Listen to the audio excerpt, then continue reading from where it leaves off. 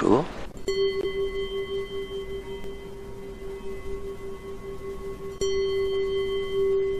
Clap de synchronicité. Vidéo ciel de cristal aujourd'hui, ça fait des années qu'on me la demande celle-là. Sur l'origine du ciel de cristal, d'où il vient, comment il est entré dans ma vie. Ça va se séparer en deux parties. Il y aura tout d'abord une première partie sur la Casa de Dom Ignacio au Brésil, voilà, dont j'ai besoin de parler pour commencer, pour introduire cette vidéo. Et ensuite, plus particulièrement, comment le ciel de cristal est entré dans ma vie et comment ça se passe aujourd'hui pour moi. Et voilà. Alors tout d'abord, qu'est-ce que la Casa de Dom Ignacio? Au Brésil, c'est un lieu de guérison spirituelle. Je vais utiliser les termes que tout le monde emploie parce que bon, il y a beaucoup de choses à dire. Je reparlerai de la Casa dans une prochaine vidéo, probablement la prochaine vidéo, parce qu'il y a des petites choses à dire par rapport à ce qui s'est passé il y a l'année dernière. Et voilà, j'ai quelques informations qui viennent directement du Brésil, donc je vais pouvoir les partager avec vous. Il n'y a pas grand-chose au niveau francophone là-dessus. Donc je vais m'y coller dans la prochaine vidéo, mais pour l'instant, voilà, la Casa, renseignez-vous par vous-même, c'est un lieu, de mon point de vue, qui a profondément bouleversé ma vie. Il y a un avant et un après, très clairement, spirituellement surtout, dans ma façon d'être au quotidien. Donc c'est un lieu qui est, on va dire, organisé autour du guérisseur Joao de Deus, John of God en anglais. C'est un monsieur fort sympathique, avec une très belle énergie et qui prodigue des soins. Bon, je ne vais pas m'étendre beaucoup sur ce qui se passe là-bas. Si vous connaissez déjà la Casa, très bien. Si vous ne connaissez pas, je vous conseille d'aller vous renseigner. Mais moi, de ce que j'ai vu là-bas, c'est un peu une usine à miracles. Voilà, à l'époque où j'y suis allé, il y avait 1000 personnes qui passaient par jour pour le voir. Ça fait beaucoup. Et ce monsieur, il collectionne les paires de lunettes, les fauteuils roulants, les béquilles, les cannes, et il fait des montagnes avec. C'est une star au Brésil, il est très connu. Et donc voilà, pour planter un petit peu le décor. Et le premier, on va dire, à avoir introduit ce que moi j'ai appelé le ciel de cristal, c'était lui. Chez eux, ils appellent ça au Brésil le lit de cristal. Alors, comme on se retrouve allongé sous une rampe de cristaux, moi je trouvais pas ça adéquat d'appeler ça lit de cristal, ni bain de cristal d'ailleurs, ils appellent ça bain de cristal aussi. Moi je l'ai appelé ciel de cristal, le mien, parce qu'on se retrouve allongé sous un ciel avec des cristaux qui s'allument au-dessus de nos têtes. Alors, j'ai oublié de vous préciser aussi, si vous ne connaissez pas le ciel de cristal, je vous invite à aller voir la vidéo qui se trouve dans la description, ou peut-être je mettrai un lien directement sur la vidéo, je vais voir, ça fait longtemps que j'ai pas fait de vidéo, je m'y remets, donc ça va être un peu compliqué au départ. D'ailleurs je m'excuse si le son n'est pas terrible sur cette vidéo, ce sera mieux pour les prochaines. Voilà de ce que je pouvais dire.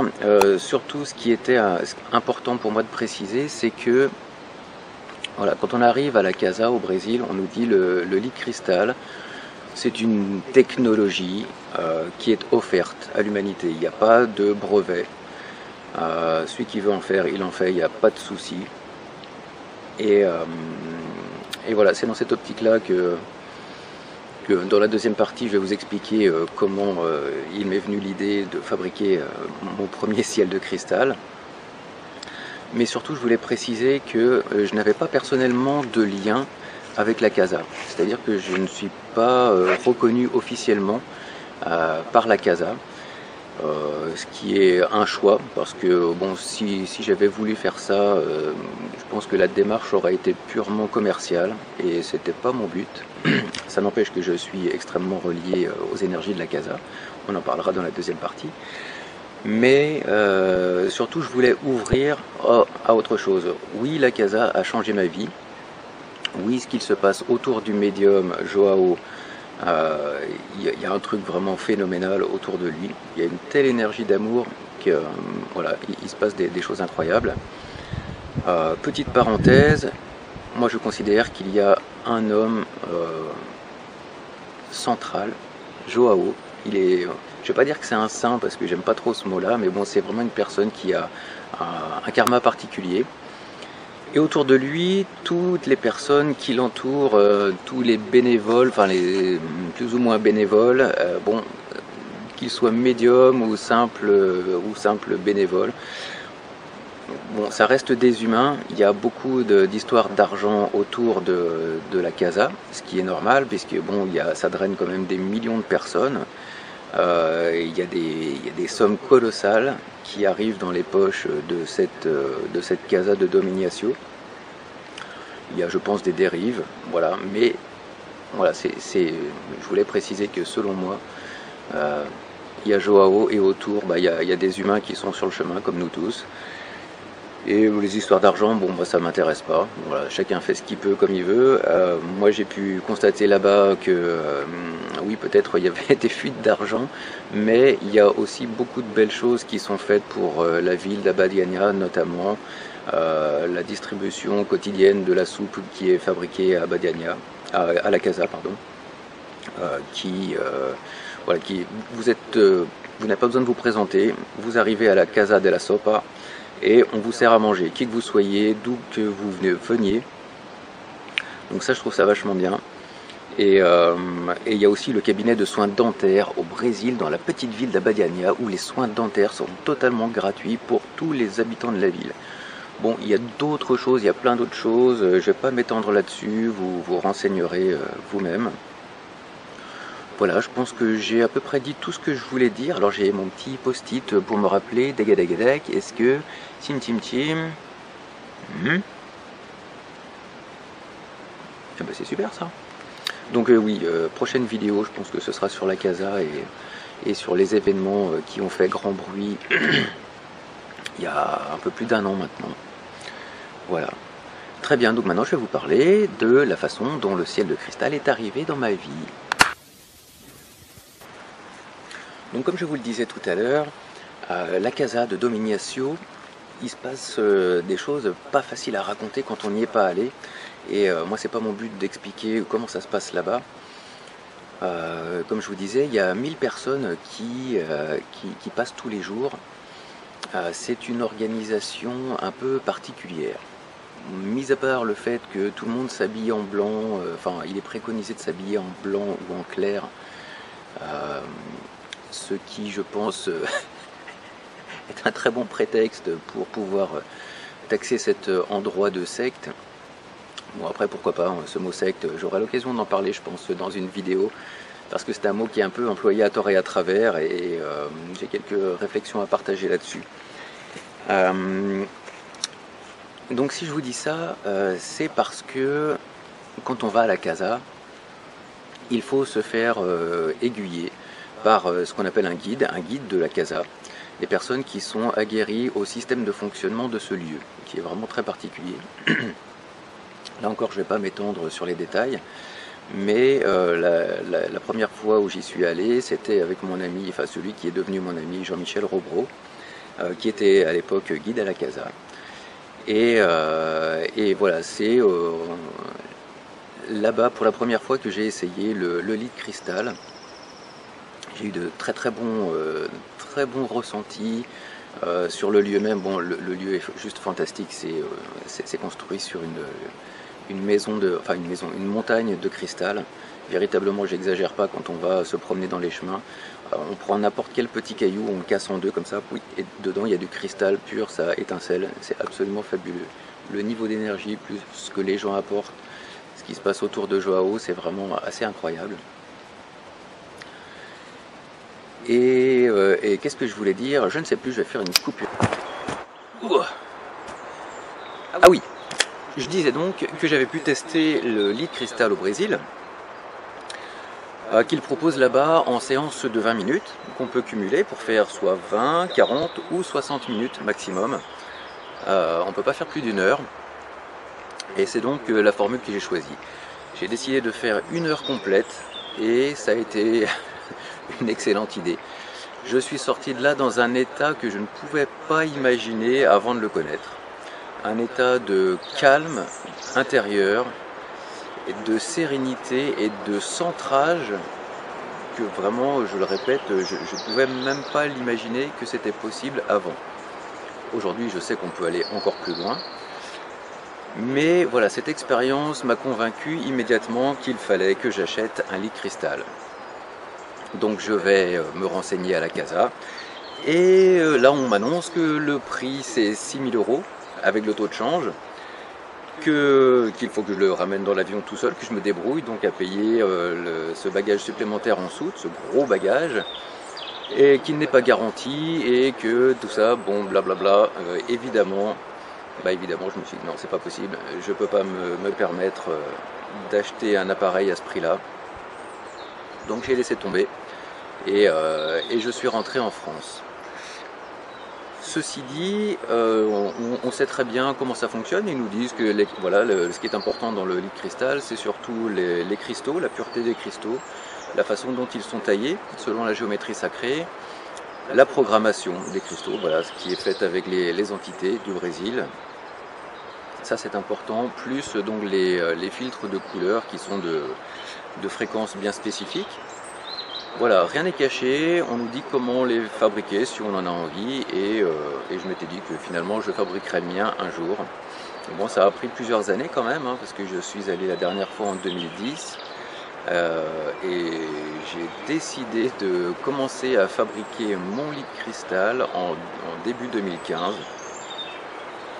Donc voilà, j'étais parti. J'ai commencé avec mon cerveau, avec mon mental, à échafauder des plans, à voir comment je pouvais fabriquer tout ça, parce que bon, c'est bien beau d'avoir des cristaux et tout ça, mais il faut un support, il faut fabriquer quelque chose qui puisse durer dans le temps un petit peu si on veut s'en servir. Donc voilà, j'ai commencé à le fabriquer, et j'en ai très rapidement parlé à mon ami Jean-Michel. J'ai dit, écoute, ça y est, j'ai commencé à faire des plans un petit peu du lit de cristal que je vais faire. Et il m'a dit, bon, ok, très bien, super, tu me diras quand tu seras un peu plus avancé dans ton projet. Quelques jours plus tard, Jean-Michel me contacte et me dit, écoute, il y a 2 personnes que j'ai contactées, j'ai parlé de ton projet, ils te donnent de l'argent, ils veulent un lit de cristal. Ils veulent pas savoir à quoi ça ressemble, ils le sentent bien. Et viens à la maison, il y a de l'argent pour toi, et t'achètes le lit de cristal alors qu'il n'est pas encore fait. Waouh! Donc ça a permis de débloquer un peu des fonds pour accélérer la recherche, parce que bon, fabriquer un truc comme ça, il y a un petit peu de recherche au départ. Et donc ça m'a beaucoup aidé pour acheter le matériel, et pour avancer un petit peu. À partir de ce moment-là, j'étais plus tout seul pour mettre au point les plans de ce qui allait devenir le ciel de cristal. J'ai commencé à recevoir des messages, des canalisations qui étaient, selon mon ressenti, fortement liés aux entités du Brésil. Ça se passait de manière assez simple, en fait, j'avançais tout doucement sur mes plans, et au fur et à mesure, ça se passait la nuit, je me réveillais avec des idées, des solutions à mes soucis, à mes problèmes techniques. J'avais toujours un petit carnet à côté de moi où soit je notais quelques mots, soit je dessinais un petit croquis. Et puis je me rendormais, je disais merci, et puis je me rendormais. Le lendemain, j'allais essayer de mettre en forme un peu ce que j'avais reçu. Ça a duré comme ça pendant 3 mois. C'était assez intéressant, mais non, c'était génial. J'ai vécu 3 mois de folie, de communication, parce qu'il faut dire que si j'avais fait ça tout seul, entre guillemets, ça n'aurait jamais ressemblé à ce que je connais aujourd'hui, ce que vous connaissez du ciel de cristal, pour ceux qui le connaissent. Ce serait jamais parti dans cette direction-là. Moi, je suis assez bricoleur, on va dire, mais je suis pas ingénieur non plus. Et à un moment dans le processus, j'ai été obligé de faire confiance parce que j'ai reçu des informations qui n'étaient pas complètes. Et ok, l'idée là, ça c'est pas mal, mais pour la suite, je vois pas comment ça marche. En fait, je partais dans une impasse. J'ai reçu des croquis Et pour moi, la suite, je la connaissais pas. Pour moi, ça pouvait pas fonctionner, ou je n'avais pas les capacités techniques pour réaliser quelque chose qui aurait pu fonctionner derrière. En fait, j'avais encore un peu de manque de confiance en moi dans ce domaine. Et j'ai décidé de faire confiance. Je dis, ok, bon, je note ça, et je commence à fabriquer dans cette direction, et on verra bien, j'attends la suite. De toute façon, je vais recevoir d'autres messages, et on verra bien. Et effectivement, j'ai reçu la solution. Bon, j'aurais pu la trouver moi-même en y réfléchissant, mais en fait, pour moi, j'étais incapable de faire un truc pareil. Le travail du bois, c'est quelque chose. Moi, je voulais vraiment un bel objet. Je voulais un beau lit de cristal, et il me fallait quelque chose de pas trop compliqué non plus à réaliser. Et en fait, je doutais de mes capacités, tout simplement. Parce que la solution qui m'a été proposée, j'ai essayé de la mettre en œuvre, et en fait c'est passé comme une lettre à la poste. Je savais faire des choses que je ne savais pas que je savais les faire. Incroyable. Donc nous voilà avec un prototype qui est fonctionnel au bout de 3 mois. Je me rappelle, j'ai terminé le premier prototype, je l'ai terminé en fin juin de 2015. Et donc je l'ai présenté à Jean-Michel, et il me dit bah écoute, c'est parfait, il est vraiment très beau. Il le trouve plus beau que celui de la Casa. Il y a beaucoup de gens qui me disent qu'il est plus beau. C'est dû au matériau qui est utilisé. C'est vrai que le bois c'est quand même plus chaleureux. Mais l'idée c'était, avec les entités, l'idée c'était d'améliorer le modèle déjà existant. Le modèle du Brésil, il est en métal. Et on n'a jamais trop comment dire, on n'a jamais pas assez d'interférences électromagnétiques. Et donc ça a été un des grands points améliorés par rapport à l'appareil du Brésil, par rapport au lit de cristal du Brésil. Ça, et aussi le fait d'utiliser des LED, de l'électricité très très basse tension. Je crois que maintenant ils le font aussi. Bon, on va dire le contrat avec les entités, ce qui fait qu'on s'est trouvé, c'est qu'on avait plusieurs choses en commun, notamment au niveau de l'argent, parce que le lit de cristal il coûtait très cher à l'époque. Maintenant avec le taux de change ça a bien diminué, mais bon quand même il faut aller le chercher au Brésil, il faut s'offrir un voyage là-bas. L'idée c'était de rendre cette technologie plus accessible, de garantir l'appareil aussi, évidemment, et puis de favoriser, voilà, de restreindre l'électromagnétisme, et au niveau des LED notamment, le courant faible permet aussi de réduire tout ça. Et ça c'était très bien.